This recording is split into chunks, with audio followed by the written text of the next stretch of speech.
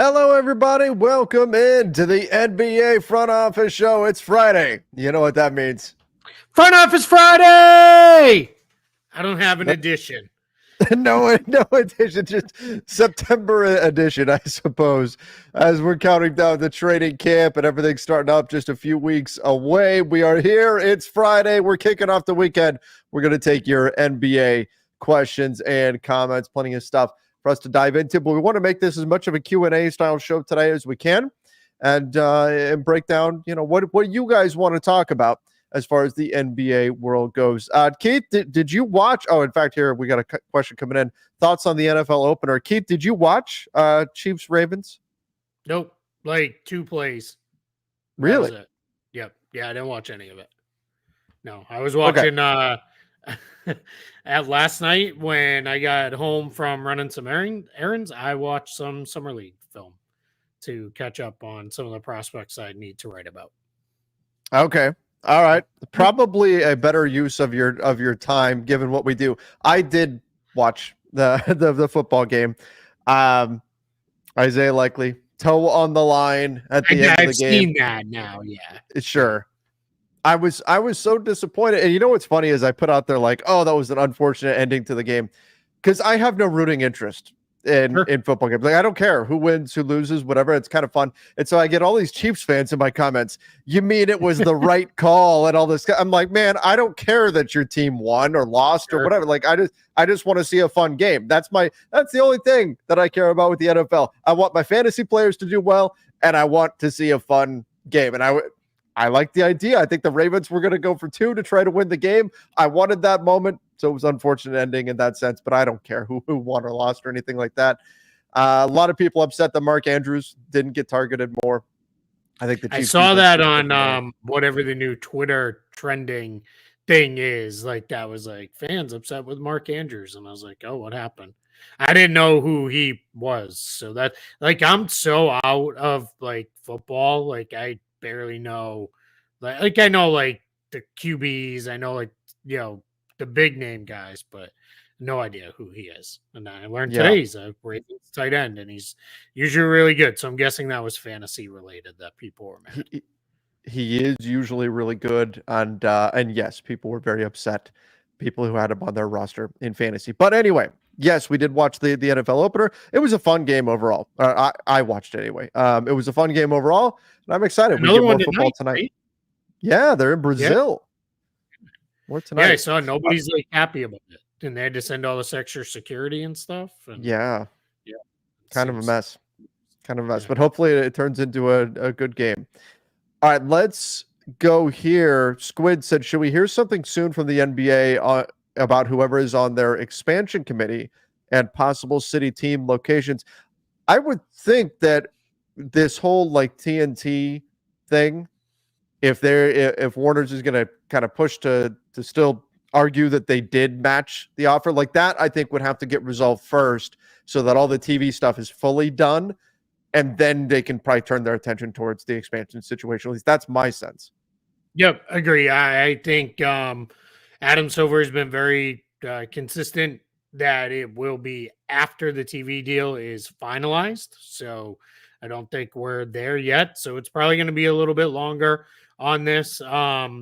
Possible city, I mean, some of that's already been mentioned. Like, we know Seattle, Las Vegas, Montreal, Louisville, Vancouver, a handful of other places, Mexico City, also in that mix. They've really had that out there. But yeah, I think more of like the bids are open. We're probably still several months away from that happening, but I think they're going to get a ton of bids, and it'll be they're going to get a whole bunch of cities interested, and that's why I continue to say, and I believe, I think we're going to set up for 2 teams initially, but I would not be surprised if 2 more teams are like set up to come in at some point, like down the line behind those 2. Maybe it's a year, 2 years, 4 years, 5 years, something. But I think they're going to set this up for almost like a double round of expansion. I don't think we'll get 4 teams all at once.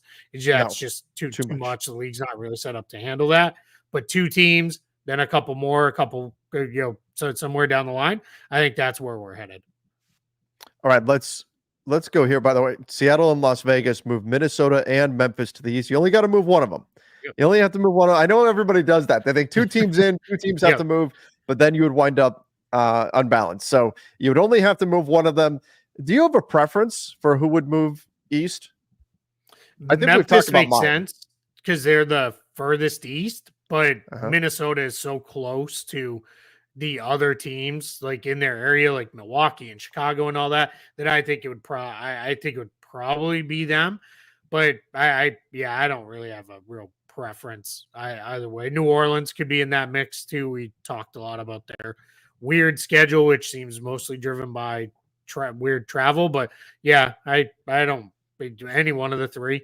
That'd be good for the West too. Get in two teams that are probably not going to be very good for a little while and get one of the better teams as soon. But I mean, we're talking probably 2-3 seasons away. Yeah, at the very earliest. So yeah, I mean, who knows what these teams will be by then. Right. Who knows what the NBA landscape will look like at that point. Yeah, I'm trying to pull up a decent NBA map here because it does, in terms of just, it should just be the farthest east team. Well, that's not necessarily Minnesota, but they are the closest to to Eastern Conference teams. So that's the issue. It's the travel from Minnesota. It's all of that. And you did mention that schedule that we talked about yesterday. That was so wonky for New Orleans. Just so many back-to-backs against the same team, the baseball series. Maybe you could alleviate that with New Orleans, but again, to me, it just makes it. I mean, they're right there. The Wolves are right there next to all these Eastern Conference teams. To me, it just makes more sense for it to be the Wolves, even though technically Memphis and New Orleans are both further east.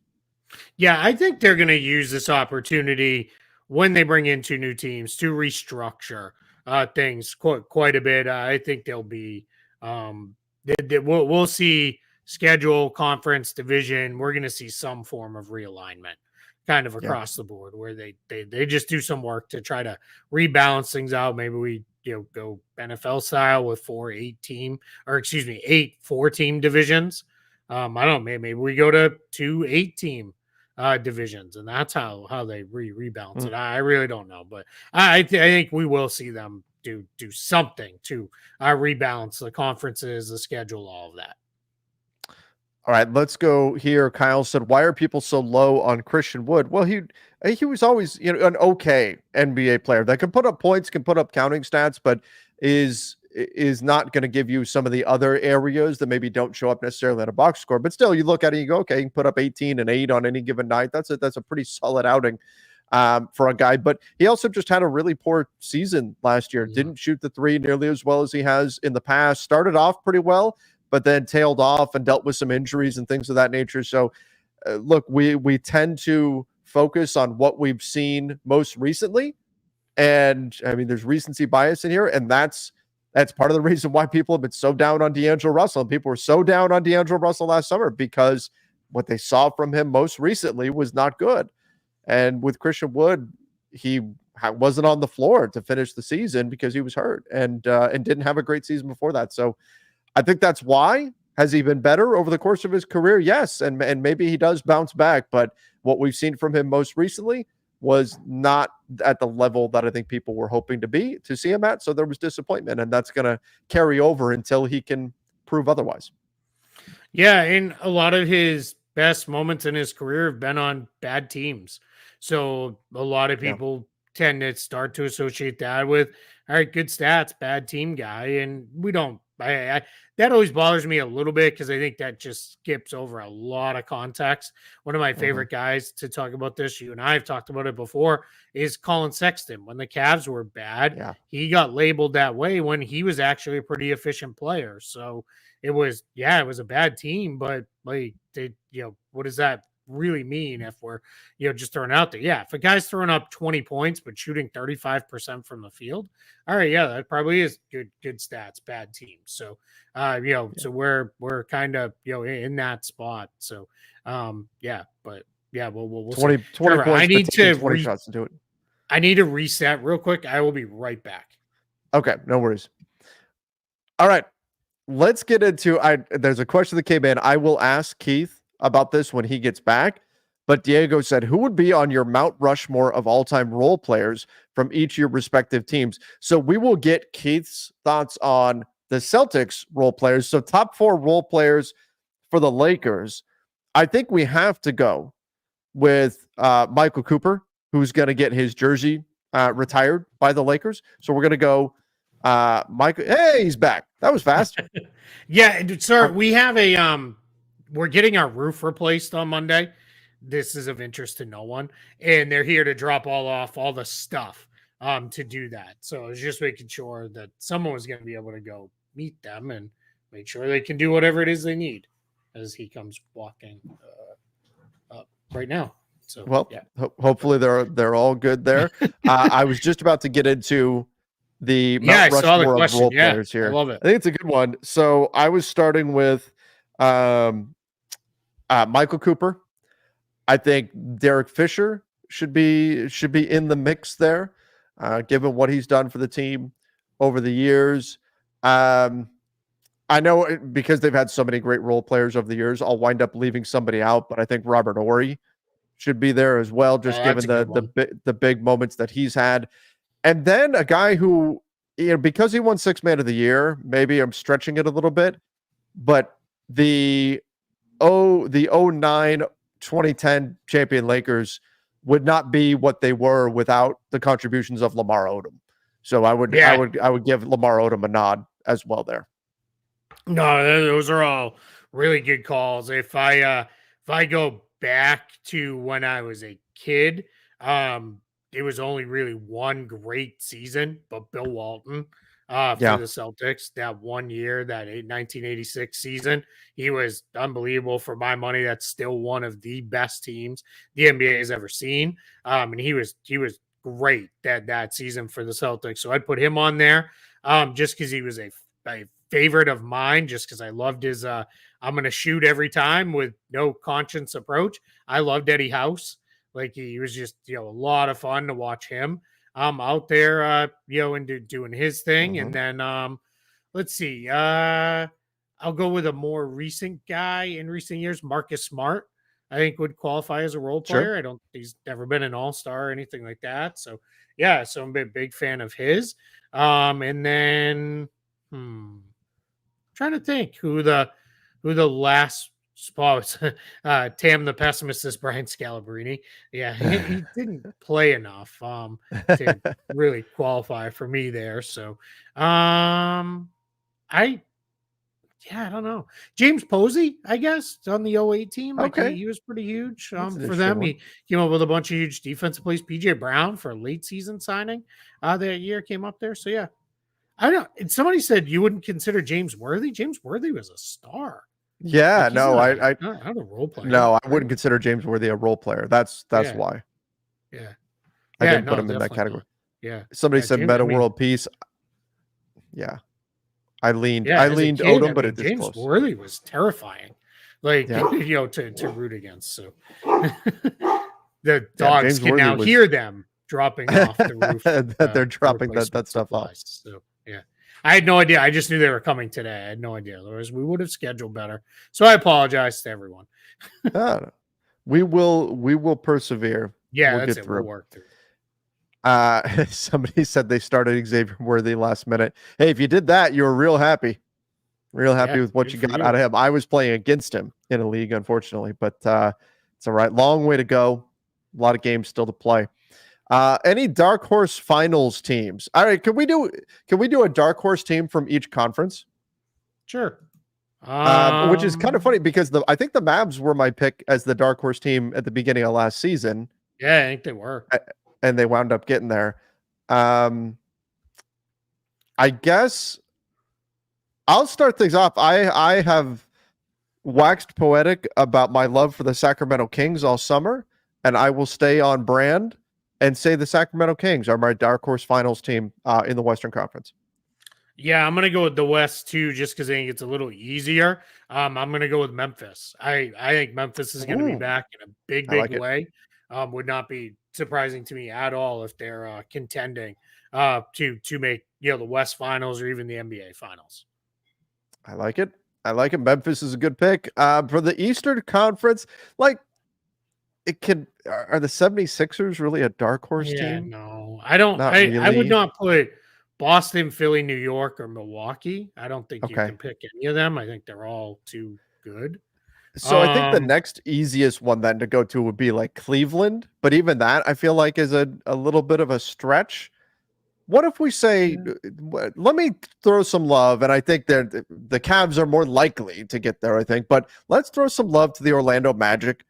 Uh, if this really works out with KCP and he solves one of their biggest problems, which was the 3-point shooting, and giving them a bit more floor spacing, this is a team just by virtue of having so many young players on it. If they all take that next step, or the majority of them take that next step forward in their development, they could wind up being significantly better this coming season. They won 47 games last year. I could see them taking the next step forward. And again, this is, if I had to put money on it and you eliminated the teams you did as not counting as dark horse teams, I would pick the Cavs, but I want to throw some attention Orlando's way here. yeah, I'll go with the same pick as you with the Magic. If it's a dark horse team to maybe squeak into the playoffs, which Oh, at the bottom of the East, who knows, right? Um, Charlotte is a team I've kind of got my eye on. I okay. think they might be okay this year. A lot of it's going to come down to health, but I really like a lot of the players they added in the last couple rounds. I think Brendan Miller is well on his way to being an all-star level guy. If Mark Williams is healthy, that's going to help their defense quite a bit. And then just having LaMelo Ball back, I know he has his flaws, but he's a really good player. So I really like the Hornets. I kind of like what they're building there in Charlotte. So maybe to squeeze in to the back end of the playoffs. I could see it. All right. All right. I like it. Oh, it looks like the chat, well, there's a few people saying Orlando as well. I didn't see that. Yeah. We got a question coming in here. Any trades incoming?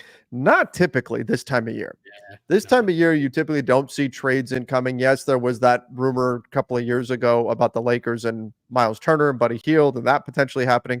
But this is normally not the time of year when you see trades actually get executed. Usually at this point, everybody feels really good about their teams because everybody has the exact same record and they want to see what their teams can do on the floor before deciding to tinker any further and make any other changes. In addition to that, just in terms of roster spots and players who are actually trade eligible, it's about as restricted of a point of the NBA calendar as you can find. There's not a lot of players that you can necessarily trade. Well, there's a lot of players, but there's a lot of the guys who just signed their contracts over the summer too. So your options for making trades are more limited in addition to just kind of being in the certain cycle of the NBA calendar. This is also not typically where you would see a trade made because teams are wanting to see their guys on the floor first before deciding to tinker with anything.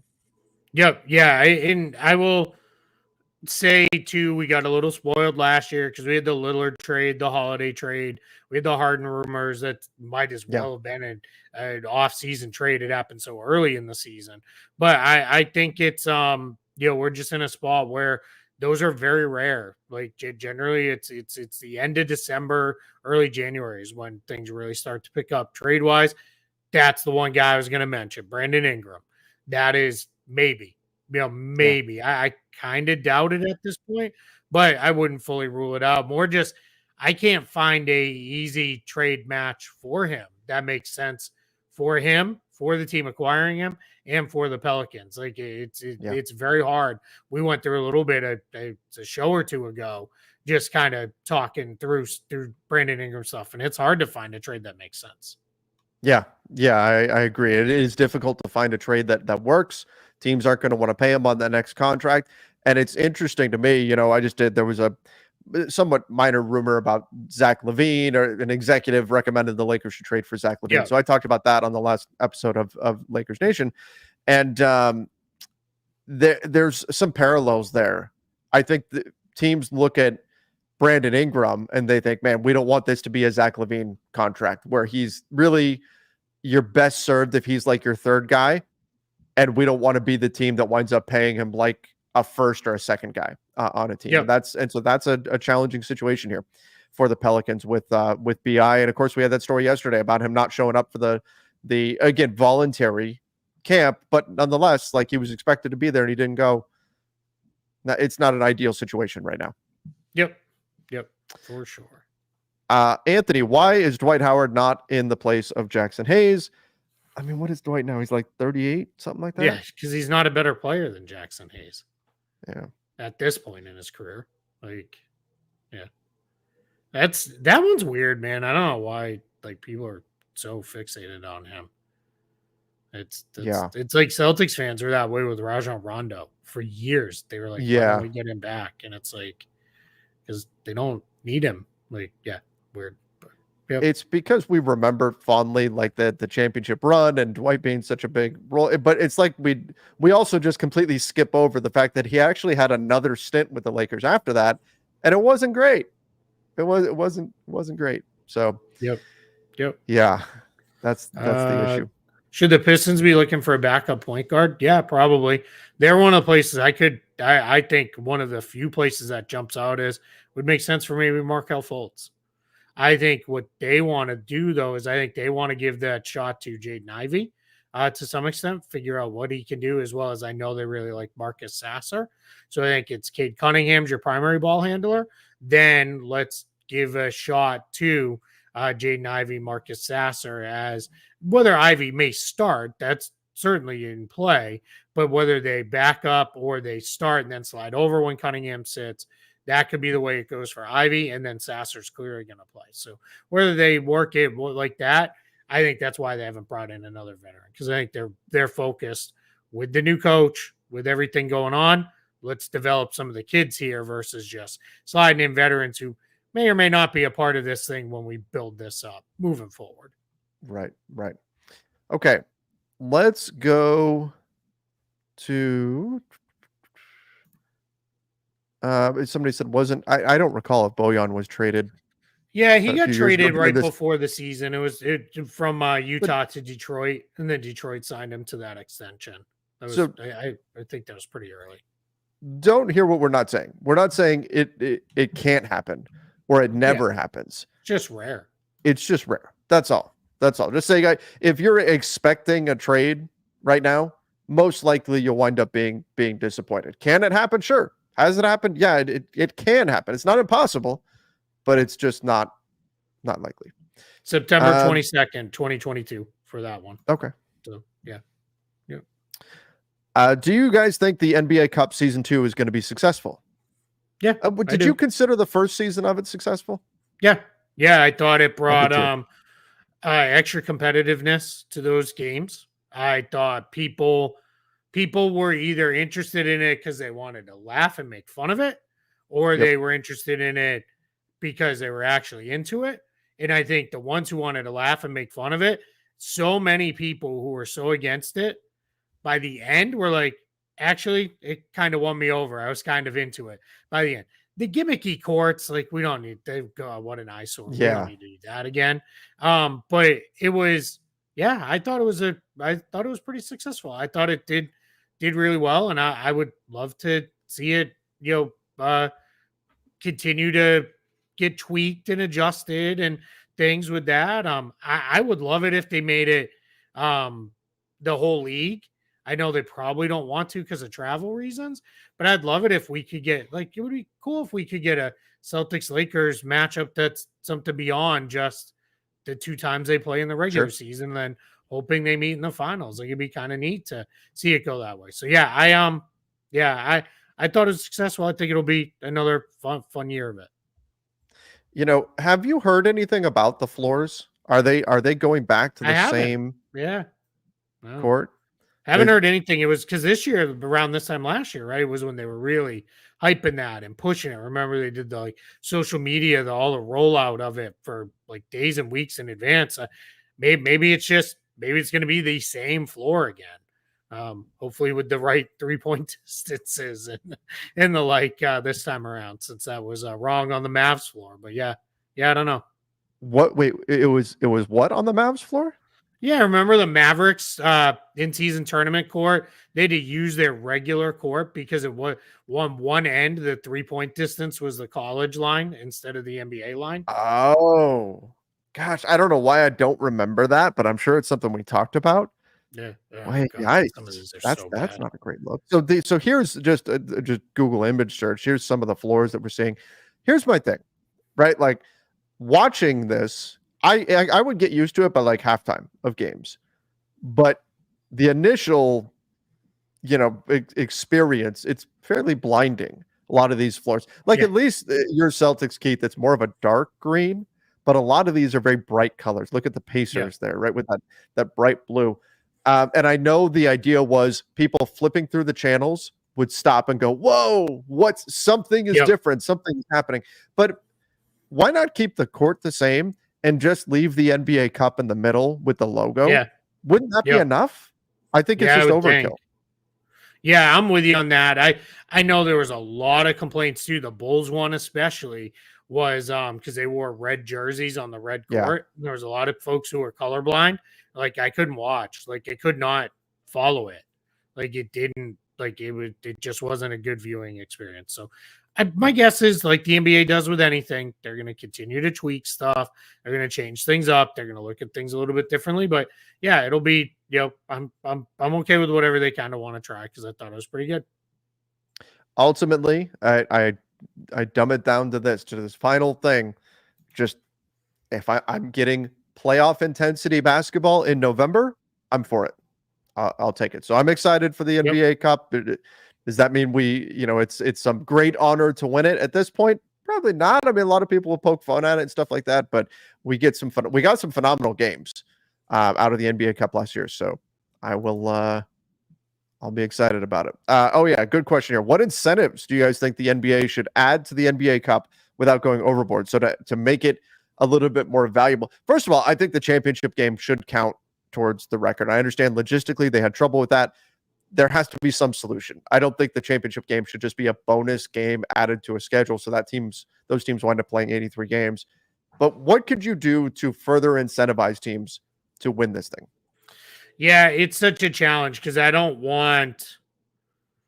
like that the like initial set all the way through the semifinals counts towards your regular season record because then at the very least it's like, hey, you can't if you're, let's say you're the Celtics, you're coming in as one of the favorites this year, you can't be like, hey, we're just going to throw away the cup games because you're throwing away regular season games then. Right. And that's probably not a great example because they're okay with throwing a few away. But if you're like battling for a playoff spot, if you're a West team, you can't just throw them away because whatever. As far as winning it, I've heard people say an extra draft pick, you're guaranteed a playoff spot. All that stuff seems like that's all just too much for me. What about having a tiebreaker? Yeah, I don't mind that if that becomes like a primary tie, like if it became like the primary tiebreaker of like, your standing in the NBA Cup is like breaks the tie. I would always want it to be head to head first, but then if they're 2-2 regular season, then you go to where they finish. That would be okay. I'd like that even more if the teams were, if it was like the entire league was mixed up, because then I think it would be a little bit more of a fair balance. Or I guess it's fair though, because it's still you're only playing teams in your conference. But yeah, I don't know. That one I'm okay with. I'd be okay with if we eventually got there saying you're guaranteed at least the 10th seed in the play-in tournament. Like I don't know that I would hate that idea. That's one where I'd have to see it in action and see like how many teams would have been eliminated. But that's like a decade into it before we're like, all right, so the Washington Wizards won the NBA Cup and would not have made the play-in tournament. Now they're in there because they won the NBA Cup. Yeah, I'd be okay with kind of checking that out. Okay, that's an interesting idea. Dennis says, I'd rather they have the NBA Cup instead of the All-Star game, but have the slam dunk and 3-point contest and just name All-Stars. Yeah, I'm okay with that too. Yeah, I would be more than okay with that. But for the NBA, that would be taking away an event, right? It would be taking away a game in that sense. But as somebody who's not a big fan of the All-Star game, although I guess it would take away my opportunity to get out of town on vacation, that's what I use the All-Star game for. Yeah, I like All-Star Weekend. I don't really like the game. No, so yeah, the game itself, I'd be okay with that. If they wanted to rework it a little bit, that they could do that. Yeah, I'd be all right with that. Davion Nelson said, if he wanted to, could Zach LaVine renegotiate his contract with the Bulls to make it easier for them to trade him? No. That's the No. short answer. That doesn't happen in the NBA. Theory, the only thing he could do is turn, and this happened with, I don't know if you remember this, with Ty Lawson did this several years ago. He flipped his contract from guaranteed to I believe his became partially guaranteed. He could do that, but he's not going to do that. So, and that wouldn't change anything trade wise anyway. That would, you'd still have to make the trade work. So yeah, it's that renegotiating a deal down, less money, all those kind of things. That's a NFL thing that does not exist in the NBA. I think now hockey is allowing deferred salary too, which is, that's not exactly the same thing that Davian's mentioning here, but I think they're allowing that, kind of like how Major League Baseball does some of that. And here's the problem. Like, even if Zach LaVine said, "Oh, no, I've decided I don't like money anymore. I want to change this contract. I want to renegotiate this thing," the Players Association would never allow this. They would not. They would fight tooth and nail, because what would happen is, the next time the situation came up where a player was making a little bit too much and that was making trade situations difficult, the team would ask. The team would start saying, "Hey, Zach LaVine renegotiated his deal. Let's do this," right? That's a path the players do not want to go down. Yeah, exactly. Yep. Anthony said, "What do you think about Christian Wood expanding his role and being a 7/8 man with a big role?" So being like a 15 to 20 minute a night bench guy. I mean, he has to beat out Jackson Hayes for the backup big role. That's the it. Lakers and then he would be probably thrilled. Yeah. Right. They would love it if that's, how it came through. So yeah, I think that'd be great for the Lakers if he could. Yeah, if he was their primary backup big behind Anthony Davis, that'd be great. And if you could find workable lineups to play him with Anthony Davis, even better against some teams. Like that would be great. Yeah, but let's see. What you're hoping for at this point is that he gets like the fresh start, right? Like give him the fresh start where it is new coach. New coach. Like we're back to zero. Come in, and just go. And there's no real baggage, but yeah, you're right. He's got to beat out Jackson Hayes. Like that's what he's got to do. All right, let's get into some of these questions here. I saw, Keith, you've saved a few of these. Does an expansion team of Seattle retain the banner of the Seattle Sonic Championship, or does OKC keep it? I believe part of the deal was OKC had to leave behind the history in Seattle. Right? Yeah, it's a little weird. I think they keep it until the Seattle team comes back. Because I think which is also a little odd, because I think Nick Collison was still with them in Oklahoma City. They retired his number. If we go all the way to that. So yeah, I don't know. We'll see. Yeah. But I would have to imagine it should revert to. Yeah, I think it's going to be Hornets like when they became the Hornets again.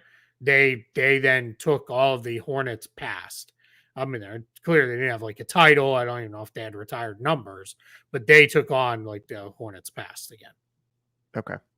All right, GM Mercado, Trev, Keith, in your opinion, when is the best/worst time to give out player or team options to free agents?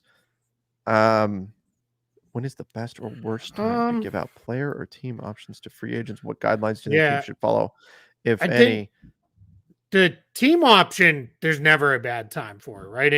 From a team, I'm speaking from a team side. Doesn't hurt you. Yeah, you would always love to have that control. You'd love that on any deal, right? A player option, to me, it's when a player is older or there's uncertainty about the player's fit within an organization. Then you have to be very careful, because what you assume in a thing like that with an option is the player will make whatever the correct decision is. This is something that I picked up from Danny LaRue, works for The Athletic and dunked on. Danny always says you have to go into it assuming the player will make whatever the correct decision is. So meaning, if the correct decision is to opt in because he's not worth whatever he's being paid, or he won't be able to get that on the open market, he'll do that. If the correct decision is to opt out because he wants to leave, or he can make far more money, he'll do that. So you have to kind of do that. So for me, the only times those really get sour is when a player's older, player's not a great fit, or you gave him a contract that was questionable to begin with. If you kind of double it down with and you gave him a player option, man, that can get real messy real quick. Yeah, absolutely. Absolutely. And you know what? Like coming from obviously the Lakers are known for giving out player options like candy. You just have to be really careful with them. Yeah. You got to be careful. You got to be smart about them. Yep. And I think this is where we see some of the best GMs in the NBA. They're able to negotiate these situations in a way that can be favorable to them. Now, of course, certain guys, I mean, if Luka is signing a new contract and he says I want a player option, he's getting a player option, right? You're not going to be able to negotiate some of these, but yeah, in general, you want to do everything you can to try to tweak things in your favor because sometimes these can really come back to burn you. Yep, big time. Yep. All right. Gabe said, do expansion teams have to take on the contracts of the players they draft in the expansion draft? Unless there's some exception that I'm not aware of, yes, that's part of the deal, and that's part of the decision-making process for an expansion team. And it's also part of the game within the game where sometimes you see teams say, hey, we've got this big contract that we don't want. You guys aren't going to be good for years anyway. What if we give you a little something in exchange for you picking our guy and taking him off of our team? So that's part, and I always find that part fascinating too, because it adds to the whole negotiation process and the decision-making process for that expansion team. It's a fun wrinkle, I think. Yeah, without a doubt. You also have this scenario where it is, man, because you have to expose 8 players to the expansion draft, I'm sorry, let me rephrase. You can only protect 8 players. So you have to expose at least 7 players. Sometimes seems like when we have like 10 guys we really like, hey, we will give you a pick if you draft lesser player X than better player Y, because we really want to keep those guys. So yeah, there's a lot of fun stuff that comes with an expansion draft process. Now, here's the other thing with expansion teams. They generally work under a slightly, at least in history, there's no hard and fast guidelines on this, but the history has been they work under a lessened salary cap for their first year or two in the league. And but they still have to hit the floor and everything else that's associated with that. So they don't necessarily really mind taking on a rough contract or two because it kind of helps them get there. And then that can give them tradable salary for later down the line. When we get to expansion, we are going to, if we're still going, and I hope we will be, we are going to blow out multiple episodes that are protected list related, mock expansion drafts. We've already talked. But it's already being developed. We're going to build a mock expansion draft tool on Spot Track where you can go through and do all the protections if you want to, whether it's for one team or just your own team. If you want to, then we'll plug in the rest of them, and then you can be expansion team A, expansion team B, and do the draft out. If you want to play it that way, we'll have a simulator. We're gonna have a whole lot of stuff. So really excited for when it comes, because there's gonna be so many cool things to go through and kind of discuss that, because we haven't seen so much of it in so long. You know, it always amazes me, Keith, like just how interested in expansions just fans are in general. Like, I mean, you've seen just this show, we've gotten a bunch of questions about it. And so I am excited, you know, from a selfish standpoint, I really think people are going to be very interested in this process. And not only in terms of which teams move, but then who would get selected in an expansion draft. Yeah. There's so much to talk about, so much intrigue and strategy and stuff that comes with it, that again, I mean, hopefully a few years from now when expansion comes, we are still doing this show, God willing, and all of that. Yeah. And because you and I, my friend, we're gonna have a blast if and when expansion hits the NBA. It will be wonderful. Without a doubt. And it's been a while too. It's gonna been over 20 years by the time we get expansion. So like it's something that there's a whole generation of fans that have never experienced. Right. So like that part's going to be fun too, because we're all going to be kind of relearning all this stuff together. It's going to be a blast. I can't wait. Yeah, absolutely. Absolutely. All right. Rob Hader said, what's going on with Chetty Osman? There was some rumor floating around. But I'll be honest, it wasn't, when I saw it, it wasn't from a source that I and just the version, whatever I saw on him, and I don't recall exactly what it was. It was a few days ago. It was as I was flipping through everything, and it was one of those things where I went, I'm going to wait until somebody I know like reports it. Did you see anything on Chetty Osman? I know you saved this question, so maybe there was something there. Yeah, the only thing, and I saved it because I saw he was mentioned a couple other times in the chat. I've not heard any NBA stuff that I'm necessarily willing to run with, but I do know there are several EuroLeague teams that are very interested in bringing him back overseas again. So he may go the way of Evan Fournier in the end. Where does go? He's a little younger, so maybe it's only like a 1-year blip for him. He played pretty well for the Spurs last year and then got kind of phased out when the Spurs went in a different direction and started playing a lot of their kids a lot more minutes. So I think he could still play. I don't know that at this point anybody's going to sign him and be like, there we go. We have our sixth man or our starting small forward or anything. But I think he could still help the team, especially in the regular season. Yeah. Yeah, absolutely. I think it's something that that he could certainly help a team in the regular season, and we'll see if he ultimately winds up landing somewhere. Let's go here, and then we do have a little bit of Lakers news to get into here. James said, what is the Blazers' plan?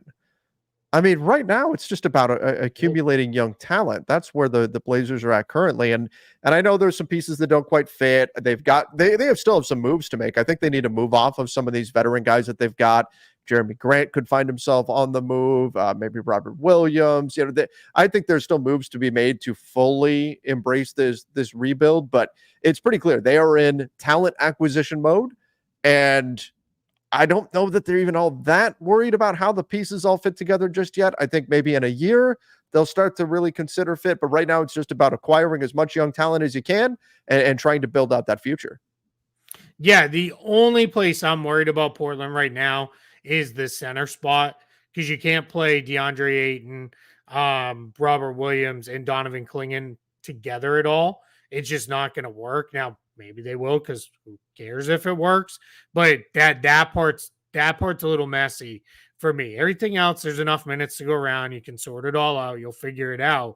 It's just that center spot. That's part where it's a little weird right now. So I think there's some work to be done there. I would expect a minimum of one of those guys, maybe even two, not Clingan, so Ayton or Williams, is traded at some point this season. But that's the only one where it seems a little bit like just there's one too many guys to play there. I want to do one more thing here just real quick. Let me pull it up from Gabe Shea says, when the Raptors released Vezenkov to go back to Europe, do they have his prior salary on their cap? How does that work? They would have, except he gave up all of it in a buyout. He gave up all like $7 million because he was like, I want out of here. I want to go back to Greece. Let me go. And they were like, all right, done. If you're willing to give up every dime we owe you, go. But that's very uncommon. We don't usually see that. Normally, a team will eat a chunk of it, but he wanted out of the NBA that badly that he gave up all of it. Yeah. So very much a rarity. Yeah, very rare. Right. Very rare. Very demure. Very mindful. Oh no. We keep both clicking on it at the same time. Okay. Let's talk about some Lakers news that came out this morning. It's news that we were waiting on. I've been waiting for this to get confirmed, but now we've got the exact quotes.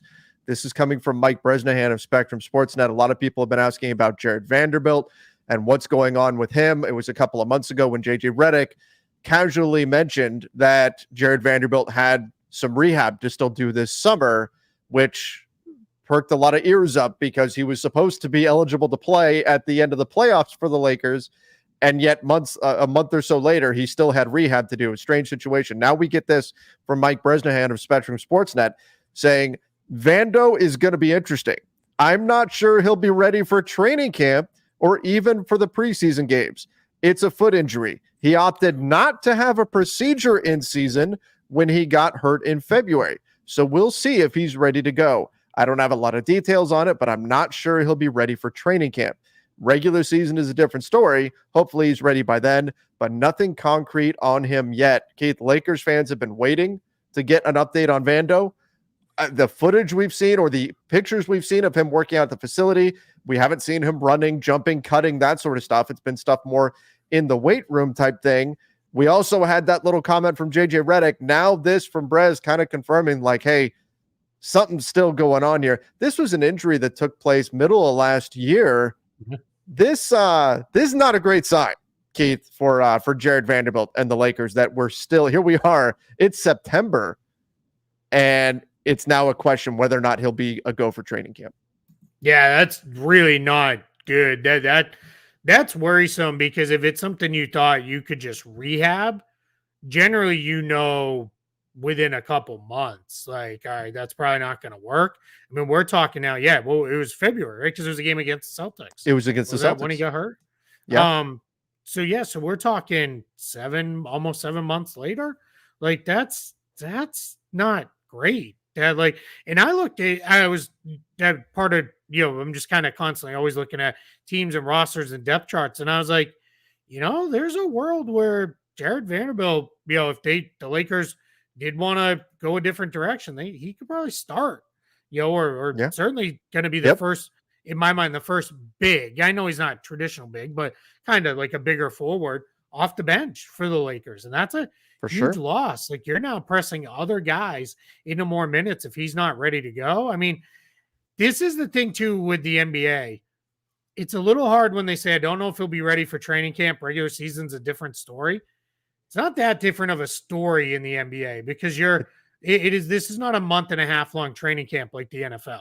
It's like 3 or 4 weeks, and then it's time for the season. Like, that part's a little, that's also concerning to me. Like, if he's not ready for training camp, I don't know that the 3 weeks, like, is it magically he needs 3 more weeks and he's ready to go? I hope so, because I really like Jared Vanderbilt, but I don't know, man. That's tough. Well, it also tells you that if he's not ready to go for training camp, with, again, it being essentially 3 weeks till the start of the regular season, he's probably not going to be 100%. Even if he is able to play, he's probably not 100%. And yes, we've very much been having that discussion about, should he start? We've gone into the advanced metrics of what happens when Jared Vanderbilt is on the court, particularly with D'Angelo Russell and Austin Reeves. Does his defense make more of a difference, say, than what Rui Hachimura's offense can? So this is very much bad news for the Lakers if he's not ready to go. Even if he is ready for the regular season, that doesn't mean he's going to be at 100%. In fact, I think it suggests that he would not be at 100%, because it takes time, particularly for a guy who relies so much on his quickness and the endless energy to be such a big component of his game. This would be, I think, a big loss for the Lakers, even if he's not 100%. We saw it last year. There were probably 5 games where Jared Vanderbilt looked like himself. Otherwise, he came back from his initial injury maybe a little bit too early and spent essentially the month of December playing, but not looking right, not looking like himself. Sure. And that version of Jared Vanderbilt isn't going to help you nearly as much as what you need if you're the Lakers. Now, you also mentioned the domino effect. Who gets minutes in place? Let's say Vanderbilt's not ready to go. I think what this does is it puts either Cam Reddish into a more of a role, because he can in some ways mimic, not at the same quality, but mimic what Jared Vanderbilt does defensively and unfortunately offensively as well. Or it puts more pressure on rookie Dalton Knecht to play immediately out of the gate on the wing for the Lakers and give them another option there. So that is, I think, what we're looking at is probably more opportunity for either Cam Reddish or pushing the rookie right into the deep end and saying, hey, you're, the 8th guy on the roster, maybe the 9th guy on the roster on opening night. And that's a tall ask for a rookie, even one who's an older rookie like Knecht. Yeah, I also think, like, if you're JJ Redick, do you say, you know what, maybe the plan was to start Rui Hachimura, but do we now go with more of a true wing like Max Christie, or do you go with Dalton Knecht if he plays well out of the gate? Do you, like you said, Cam Reddish, and do you bring Hachimura off the bench in the spot that likely would have been Vanderbilt's spot as the big forward? Like now, like, that's where he is. Not saying Hachimura won't play plenty besides LeBron, but is he kind of LeBron's backup and play some minutes with him too? Like, is that how you start to think about things? But you're right. There becomes a trickle down effect, because there isn't maybe Christian Wood, this is a path to him seeing more time.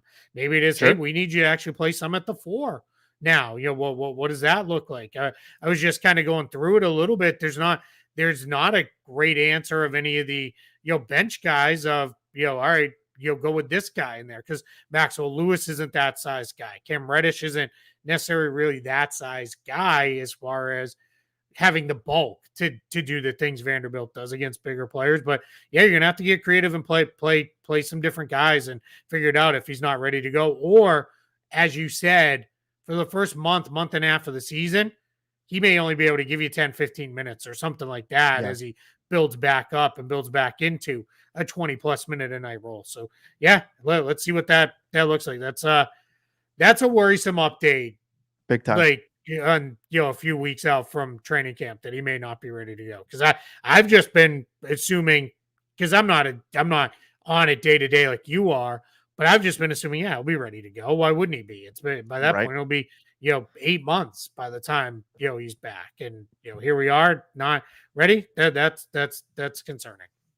So regarding the starting lineup, I do think that ultimately, push comes to shove, JJ Redick will stick with Rui Hachimura in the starting lineup simply because he's not going to want to make the same mistakes that Darvin Ham made. And one of the big criticisms of Darvin the year before was by shaking up the starting lineup and putting Taurean Prince right out of the gate when all summer they had been talking about continuity. So I think it probably winds up being Rui, but you're right. Maybe you hit a point where they have to start looking at other things if Jared Vanderbilt is simply not in the rotation, and you have to try to adjust for that. Now, we do have some good news as well. It's not all bad. Some good news. Rui is ready to go. He's fine. So that's great. He did have that calf issue that maybe was real. I don't know, in the Olympics. He and Brez said he had, I think, a hamstring injury in the Olympics. It was reported as a calf injury, but he's good to go. So that's great. He's been working out at the facility. I mentioned Gabe Vincent. I'm really excited to see what he can bring. He's ready. He's been working out a little bit. So there's two guys. Gabe Vincent, we know when he did come back last season, was, a shell of himself. Good to hear that he is 100% and good to go. And then Rui Hachimura, that's not going to linger. So I know the Jared Vanderbilt news is what everybody is going to flock to and is going to be upset about, and rightfully so. But at least there is that little bit of good news there that Rui Hachimura and Gabe Vincent sound like they're all set and ready for camp. Yeah, and we'll pull this up. Christie is small, not even close to the same role as Vando. I wasn't suggesting that he is. What I was saying is you put Hachimura in the Vanderbilt role as the first big forward off the bench, and Christie starts on the wing as more of a true wing. Instead of going a little bit bigger, you go a little bit smaller in the opening group, and then you put Hachimura in that role. I wasn't trying to, just to be clear, I wasn't trying to suggest Max Christie could play Vanderbilt's role. The problem is right now they don't really have anybody who can kind of play his role. There isn't a guy on the roster. They've got a lot of wings, right? There's just a lot of wing type players on the Lakers bench right now. Even the two-way guys, other than Colin Castleton, those are more wings. So hey, that's tough, man, and that's one where maybe we see one of those early season trades that you don't generally see. Maybe they're like, hey, we got to figure it out, right? Yeah, I know. You and every other Lakers fan is like, please, we don't need to wait till early season. Yeah, do it today. Do it 3 weeks right ago, now. 2 months ago. Let's go. Right? But, no, yeah, I get it. But generally, we said it. Trades are fairly uncommon. But yeah, maybe we do see some kind of movement here, and it could happen, at some point. So yeah, I'm curious to see how they go about this, because it's not, and that's tough, right? Any team, you don't want to be starting behind the 8 ball. It's like even GG Jackson, not a super duper important player, but we talked about it. The Grizzlies, you just don't want to be starting behind the 8 ball with guys out with injuries. Everybody's going to deal with something, but you don't want to be dealing with it on day one of camp. It's let's all right, if we're going to deal with it, let's deal with it in January versus day one of camp. Let's at least start with everybody here. So let's see. Still got a few weeks to go, so maybe. We'll see. I thought you were going to go to the Alex Fudge signing. I thought that's where you were. Let's get deep into that. And I was like, oh, all right, sure, I guess. Unfortunately, that was not the news that I was getting into here. But if you are watching over on Lakers Nation, guys, make sure you do subscribe, youtube.com/Lakers Nation.